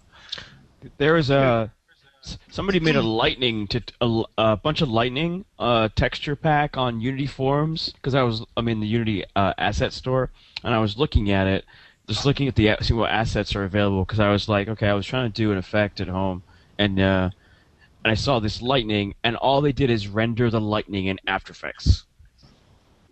And they were selling it. Dude, And they were selling it for like $35 for 6 textures that were definitely After Effects it's rendered. like buy these Photoshop brushes and they're all like Photoshop clouds and shit. Yeah, and I was They took the default shapes, just dropped them down, boom, brush. yeah, and then they had like 7 people bought it, and I was like, okay, this person was one smart using After Effects as the After Effects lighting because it does it really good. But I'm just saying in general I was like, whoa, It's like when I hear that, I think that would be perfect fodder for a free tutorial. But for the more advanced stuff, then charge me like $5 or $10 for a video. Like ultimately, you don't want to price gouge people that may not necessarily have the money to spend on something like that. Which honestly, I think a lot of employed game developers that make money just fine may be interested in that and may buy it, but I think it's safe to err on the side of people not having money for this, like for something like that. I think if you keep it at a low enough price point and know how to like release things for really cheap or free to kind of upsell to that, but ultimately just instead of trying to make as much money as you can by being a price gouger, just trying to prove yourself as a guy that's smart and competent and cool, gives stuff away for free, and then has reasonable price tutorials for stuff that's really sweet or really advanced. I think that's kind of the position you're going to want to go for instead of just trying to make as much money as short a time as possible, which if you're laid off is going to be the first and only thing on your mind, and psychologically speaking, that's going to be really hard to get past. So how would you set this up? Would you set it up as a community website where someone could just come and drop their work off, similar to Turbo Squid, and maybe have like a way to actually get the money through PayPal. Well, for tutorials or for actual assets? Or for everything. Like if you had one site where you can just say, I want to do a tutorial, or I want to just put an asset up and sell my stuff. There could be a site for that. There'd be a lot of work involved in getting that set up, just as far as getting people paid, making sure that you can accept people's money, and handling the tax aspects of it. But I think somebody could easily bootstrap that off of Polycount or CG Talk, especially Polycount. There's so much noise in CG Talk. If you could like bootstrap that off of Polycount, you could even just do just a basic thing, just saying like, "Hey, I have this tutorial, video tutorial. It's $8. Here's like a short preview. Here's here's a short preview. Here's the end result. And if you like it, if you'd like to see it, just pay me through PayPal." And I'll send you a private link. Or better yet, this is an evil thought of mine. I just had, but better yet, go on YouTube and put 10 minutes of the video, and then the rest of it just says "buy now" here. And then you get all the YouTube people being like, with those rude comments, "Hey, where's the rest of the video?" And you're like, well, that's the kind of video you have to disable likes, disable comments, disable all that. And actually, Chris, you'll know this. Actually, Chris and Lee both. Vimeo. I know you guys can password protect videos. Yes. How would that work across multiple people? Does everybody have the same password? Can you make a copy of the video and give a different password? I'm not even sure, to be honest. Never used it. Well, I know, when I download CrunchCast to watch at work, I just log in with my Vimeo account, and as long as Chris has it set to download enabled, I can download it. But Okay. you can also disable that too. That's a default setting, then, I guess. Yeah. But I wouldn't want to disable that. I want that option. Yeah. But I know that. And then you can also password protect your stuff too. You can have certain videos that you can have hidden, and you could send someone a password protected link, things like that. But I don't know about multiple users and the same thing. I'm not sure. I was tinkering with the Steam Workshop, and you can make your assets hidden. Oh, really? Or to just Oh, friends my. or public. Wow. Little note. The end. And see, honestly, I think even trying to break it down to per user access is going to be overcomplicating it. If you put out a video and you try to charge for it, it's going to be pirated all to hell. You're going to make what money you can, but people are going to pirate it. But if what you're doing is really for the community's good, it can't hurt to have it spread around, spread your name around. If people care about it enough to spread around like that, ultimately, even though you're not making money off it, that's still a good thing. Even though technically you're losing money on that, that's why I would never have that be like a primary source of income by any means. But if you can accept the fact that it's going to be pirated like hell, but you may be able to make money off of some honest people, then that can work. Or you can do like the Louis C.K. or Radiohead thing, where pay donate what you feel you could or should. It's like the Autodesk approach, where they don't really go after people who are pirating Macs, because in the end, they make money off of you since you learn to depend on their software. Exactly. You will be many, many seats for them in the future. Did you hear that talk that Neil Gaiman gave about, where he said that they were talking about, I forget all the details, but there was a certain area where they just released some of his books for free for like a month or something like that. And then what he noticed was after that, the sales actually went up, just because. And he said that was his idea on piracy, was that it gets more of a good word of mouth. If it's something you're doing is actually good, then the result, you're going to get more money because of piracy. Yeah. But if it's like where it does take away is like something that's mediocre, like a really crappy movie or an okay game. Like those really suffer from piracy. But things that are awesome, people want to pay for at some point. Yeah. But It's ultimately, word of mouth. anything. Word of mouth. Yeah. But see, that's exactly. Exactly, and also in addition to that, ultimately, that that's the problem that I think that's ultimately a revenue and income limiter for people like artists that work in games. Everything you do is work for hire, one off. You are offering a service. You're selling a service. You're not selling a product. If you were to sell individual game assets or tutorials, you're turning your time and your service, in a sense, into a product. You only need to invest time to create that product once, and 10, 100, 1,000, a million people can buy that or acquire that infinitely, and only required you to invest time once. That is where income potential can potentially just go absolutely through the roof. That's why games make so much money. Like they only have to make the game once, and they'll sell however many hundreds of thousands or millions of copies.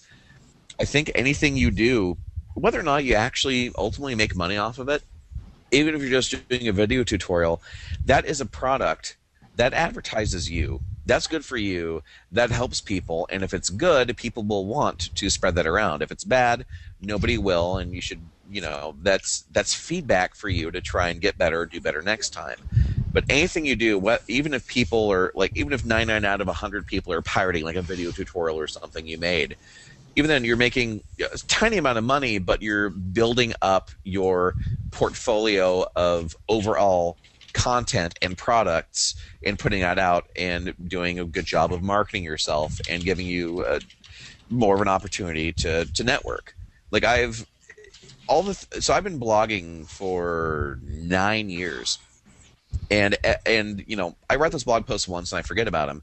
I get like maybe 5-ish, maybe 10 sometimes emails a week. There's people that have read like really, really old shit that I've written and find it like really interesting, really compelling, or potential employers or recruiters will come to me and want to talk about, hey, we like what you put in your site. All they had to do was do that once. And that's on my website forever. And those are my products. And those keep paying off for me. It's like my product just happens to be my writing and my ideas. Other people's products are, like we're talking about video tutorials or art assets or just whatever. The more of those you build, whether or not you're monetizing them directly, that can only do good for you. Because, imagine this situation. Somebody working in a game company finds your tutorial, thinks it's awesome. If, let's say, you're looking for a job, that person you may not even know. More likely than not, you won't know them. They will, gain from this, and they'll go to their boss or their other artists they work with and say, hey, have you guys seen this tutorial? This guy's really good. I really like the stuff that he does. And then other people will look at it and say, hey, that's pretty good. We should give that guy a call. Like, the more opportunities people have to find you and connect with you, the better. And if you only have to do that once and put it out there and forget about it forever, my God, just like your time investment is so low, but your potential returns are so high. I think that's perfect. This is the kind of thing I like encouraging artists to do. I can't think of if it's an actual correlation or not, but I've always done tutorials, and I've always had a job. Have we made the link? No, just don't make bad tutorials. No, I was just thinking about that. Yeah, it's a good idea, and I the reason I make tutorials, and I've said this all the time, because I forget how to do everything. I need to have my own personal documentation. Yeah, that's what I do. Well, not make tutorials, but I guess I firmly believe in that. The low investment versus the high return of tutorials and just helping people out. Taking a couple hours to help someone out has a huge impact. And you never know. It comes back later. Whether it does or not, it doesn't really bother me. But you never know. That person you might end up working for or might be hiring one day or something like that. Hey, just because of this show, the CrunchCast, Brian McConnell can't even walk down the street. The girls are just like screaming and I don't know. He's probably on another one of those hot sex dates because he tries to come, but he just gets mobbed. He's buried under a pile of panties somewhere. He can't walk anywhere without just getting inundated. It's ridiculous. Funk. It's ridiculous. He's networking. Yes.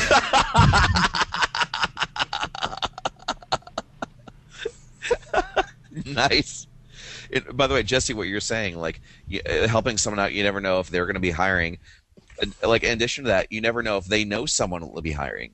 I've gotten jobs and contracts from that.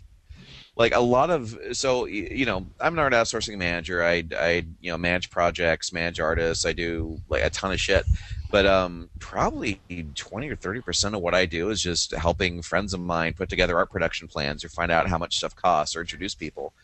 Even if I never end up working with them, I'm still doing good and helping people, helping people get what they need done. I'll help artists find work, help these studios find people they need, and I virtually never make any money off of that, but it always ends up paying off and helping me out at the end. Like, and more often than not, like this has actually happened a surprising amount. Like I will never try to, like I said, don't make money from the people that don't have shit pots of money. I will never take money from an artist to do something, but I've lost count of the number of times where an artist that I recommended for something and got them work, or even if they didn't get work, they remember me and they recommend me for work with their company, and I've gotten shit from that, from from people I never really expected to try and pay it forward or anything. Like that's if you try really hard, just be a good person and don't expect anything from anybody and just do the right thing because it's right. As soon as I started really trying at that, and I still am. As soon as I started really trying at that, I noticed I've never had more good things or good people come to me in my entire life, because people can read that kind of intent. They can read that off you, and my God, if you're really in it for the long haul, if you have the kind of head and constitution for playing the long game, that can pay off just richly and enormously. Just it's like I've said like a billion times, just be cool, and good things will happen. You just have to be patient and cool. Yeah, that general nice guy thing, helping people out, anything you can do, paying it forward. It's weird. I'll have it happen every now and again. Every once in a while, somebody will say like, "Oh yeah, Chris, he helped me get this job," and it's like something from years back, and it's like, well, that's cool that the guy remembered. And that kind of makes it worth it. I mean, it's like, yeah, you made a difference. Yay. That's cool. Yeah, I'd say 90% of the jobs that I've gotten have been from people that I've known, I've met. And it's not something that's like, I need that or anything. It's not like an ego thing. It's just, it just reminds you of why you help people out so much. It's like when someone is appreciative. It's like you're being super nice, and when someone is super nice back. True. Exactly. That whole everything. It just makes everybody feel good. Yeah, and you don't have to expect. You don't have to expect anything or angle for anything. I mean, just like good things come from the unlikeliest places, and as far as networking goes, like you don't have to try really hard to impress upon people that you need work. If you just make yourself known, make yourself present, and be cool, you're going to seem like someone they're going to want to work with, and you don't have to like really push at it or try that hard. Like as soon as something comes up, they'll think, that Brandon guy is cool. Oh, let's give him a call. Let's not get crazy. Hey man, it's almost midnight. Let's do it. Actually, it's past midnight. Well, right on, guys. I guess we pretty much covered it then, unless anybody has anything they want to throw in on. Sorry, I've been out of it recently. Just been trying to do my own thing. What are you guys all working on? I want to know, since we haven't really done this regularly in a while, and I missed the last one. I'm kind of curious as to what everyone here is working on. Like at work and stuff? Yeah, work or personal, whatever you could talk about. Well, just to start, is there anything you can say about your own stuff, or did you already talk about it? I talk about Dinosaur all the time. Okay, so yeah, you're all over Facebook with that, so obviously it's out there. Jesse's got this company called a Dinosaur. They're making this game where it's got the robot and he has a big ass sword and it turns into a shield and makes a big ass sword and it's crazy. There's a dude and he has arms and it's nuts. That is the best summary ever. Yeah. That's exactly what the game is like. Game reviews by a 5-year-old. You can see that's one of our marketing images that I put up there. It does look awesome, though. I can't wait to play it. Badass. Jesse, you're such a talented fucking artist. I cannot wait for the animated series. But Saturday morning cartoon. I'll be pushing the trailer and all that stuff out. or it's a concept trailer. I think that's a lot of people need to understand that it's more of a proof of concept than anything. I mean, we're going back to the drawing board with all these designs and stuff, but this is essentially just kind of like a proof of concept of what we envision. But that trailer will be coming out this weekend at Rooster Teeth, and then I'm gonna roll out all the websites and all the social media and stuff like that. So Dude, that's awesome. I didn't know that. yeah, I'll be there with John Henderson and them at the IGDA booth, and I have a replica sword being made that's like 5.5 feet long, and I'll be waving that around, and yeah, so it's gonna be a lot of fun. But what are that's all that coming. Mexican. Yeah.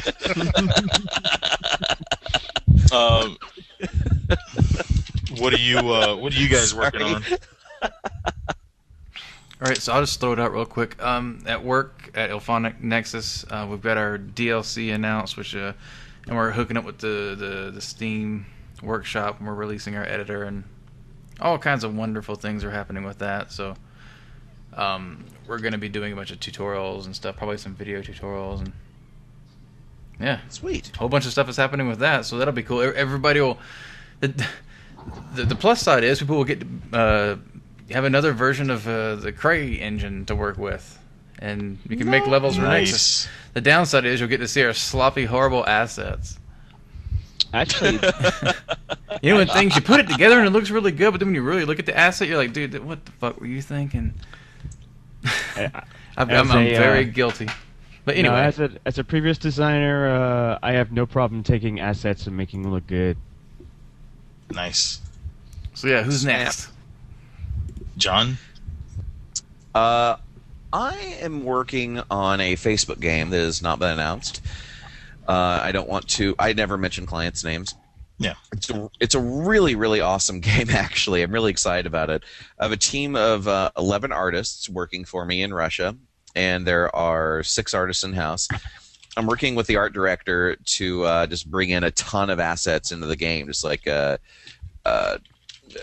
axes, mining picks, swords, just weapons, all the wearables for the game, all the different buildings you interact with, flora, fauna, decor, animals, just like tons and tons and tons of stuff. They're like 1,500 odd assets that I'm sending to this team overseas, managing them day by day, working with the art director, making sure stuff works, handling all like the weird political crap, and putting in purchase requests for software and hardware and whatnot that we need. And yeah, just working on some really cool stuff. It's really interesting, really engaging. They sent me to Russia to meet the team and help train them up on it. Honestly, I recently accomplished what I think is the greatest thing I've ever done in my career. I am so fucking proud of this, I could bust. I took the entire team of artists in Russia, and I got them connected into our web-based engine and development tool. So Excellent. they have their own separate branched copy of the entire game world that is kept updated with all the latest assets that we have.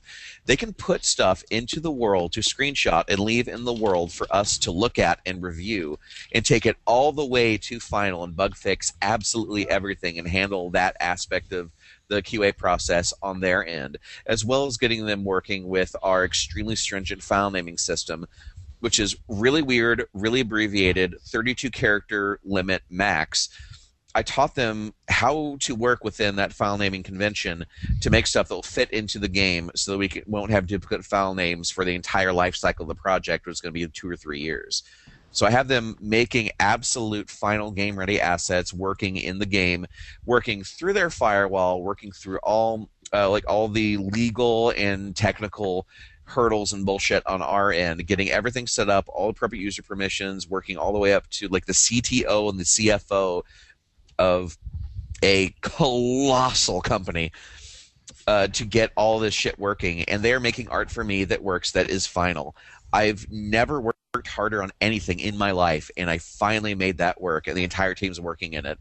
And I've never been prouder of anything I've ever done. It's so awesome. Oh my god. Nice. It's crazy. That's awesome. Yeah, as someone that likes to do pipeline documents and stuff, that's really exciting. You can get a whole team doing that. What about you, Brandon? What are you doing? trying to stay inspired. I'm enjoying my temporary vacation. Worked on a couple of freelance character projects, and still working on a Nice. couple of I guess like love projects. Is that what you were working on right now? Yeah, I'm working on actually finishing up my Asian lady, and among other things. Just Asian lady. Asian lady. So, you were laid off, and are you looking for work, or what's going on? You want to pimp like your website or something like that? Sure. Yes, I was definitely laid off. My website is sunhutsu.carbonmade.com. Paste it Come in. on, Yeah, how come do on, you spell Brandon. that? You gotta buy a domain, Brandon. Yeah. I'm gonna buy one and sell it to you at very high prices. They're really cheap. John, we may have to talk. How do you spell that? Sun Huts. What was that again? It's SUNHUTZU. Z. I was one letter off. Jeez. .carbonmade CARBON. Yeah, everybody knows that. .com. We'll put that in the links, and people will be like, "Oh, look at this! This is cool." Yeah, that's Crimson Alliance. actually bringing up some of the points that we have brought up in the past on getting on domain names that are easy to spell and pronounce. Who was the guy? Oh Brandon? God! Just this last week, somebody posted a thread. He's like, "What should I pick for my domain Yeah. name?" And the guy said, "Just use your own name." And he's like, "Will this name be easy?" And he posted his real name, and it's this ridiculous row of consonants. Yeah, I was like, "This No, is it's this is when you throw it down to art of, and then your first three letters of your name or something." Hey, and Brandon, Yes. I'm going to put the pressure on you right now. Do it, sir. Go to namecheap.com or whatever your favorite domain registrar is, Mm-hmm. and buy thebrandonbruce.com. It is available, and it's $10.69 for a year. If you don't do it now, someone on the CrunchCast that watches it tomorrow will buy I it. am my God. on there right now. Yeah, I'll have the audio up within like 30 minutes, dude. Okay, Yeah. namecheap.com. And I'm just gonna put nothing but porn. I'm just gonna put male porn on there, and I'm gonna Photoshop your face on all of it. Like your meat spin alt link, your backup. Yep, and I'm gonna link to your portfolio on it too. You know, I might actually want some groupies from that. So hey, Damn it, No, nothing but porn.com is taken. I am. And by the way, my Twitter name is @sunhutzu SUNHUTZU as well. But yeah, Brandon, I'm right down It's the road. like a So if hut you ever that need has the help, sun. if you ever need help on setting up any of this stuff, just let me know. I mean, I do this as well. I have several domain names that I own, and it's not that big of a deal, but it's really crucial. I will definitely hit you Agree. up, man. 'Cause- And by the way, side note, so I was searching nothing but porn.com is taken, and it was suggesting other websites. It suggested emptybuttxxx.com. Yeah, we can get Bruce some followers, some Sunhutsu, SUNSUTZU. You follow that motherfucker on Twitter? HUT. SUNHUTZU. You better be posting a lot of badass art and cool things. Not a bunch of quotes. You better not be posting quotes from philosophers. I don't want none of that shit. Brandon Bruce 3D is also available.com. Oh, that's a good one. I like that one. Brandon Bruce 3D. Much better. That's way better. Much yeah. better. Let me see. So, one second. Alexis, what people are working on. Alexis, what are you working on? I'm working on a model trying to get current to next gen model ready for PAX. I've only done one Nice. before. Jesse just sent me some reference, some 3D female reference. Badass. Brandon, Good. you need to buy this one immediately. Bruce3D.com. Whoa, yes. It's simple, Bruce 3D. They don't have to worry about spelling Brandon. Is that with an O? Is that with an E? Is that with an A? No, it's just Bruce3D.com. That What is is the so name? fucking perfect. What is the name of the site that you're actually looking at the moment? Namecheap.com. I mean, you could do Namecheap. You can go through Google. I mean, there's so many places that can buy the domains for you, but you want to look for something that's roughly between $9 to $14 a year. 14's already getting a little expensive, but $10.69 a year is pretty good. Yeah. Well, this conversation aside, this really is a good idea for networking. Is another thing is making sure your name is really the most simple thing and easy to find, almost stumble upon, stupid to find. Totally. And so yeah, what was Alexis? What were you up to again? I'm making a current next-gen model for my portfolio to bring to PAX. And you're trying to get a job. That's correct. Yes. And that's the whole That is point. correct. You're gonna make a hot ass piece of art. It's gonna be in your portfolio, and you're gonna go to PAX. You're like, bam! Look at me. Hire me. Now, is there anything that you want to pimp, like a website to go with that? Yeah, I've got alexisvogue.wordpress.com as my portfolio. Uh-oh, let's see. Let me find one for Alexis here. It's Vogue. It's Vogue, only not quite as cool. Is that Irish? I have no idea. I was very happy. I was very happy with my website name that I chose. Rainbows and explosions. No, that's my tutorial site. My portfolio site is 3D Wasabi. Alexis3D.com is open too. I'm just gonna start buying everyone's name 3D.com. What was your site again? Whose? Mine? Alexis? 3D Wasabi. Oh. Oh, here we go. Too long, that's what it is. Oh, WordPress. That's what I did wrong. I put it in Carbon Made. Oh, snap. me. That site, that link you just sent me went nowhere. Did you just spell your No, it doesn't, because I put a space in there accidentally. I got excited. Oh my God. So I was Well, just we'll looking figure that through out all my registered domains. I just realized I still own donkeyfacials.com. Oh, nice. So is this a pay site, John? It will be. Like Brendan one wants the domain. information. One domain I am. Oh, I feel so bad about letting go. I got it from a porn spam. NinjaChristianSex.com. Nice.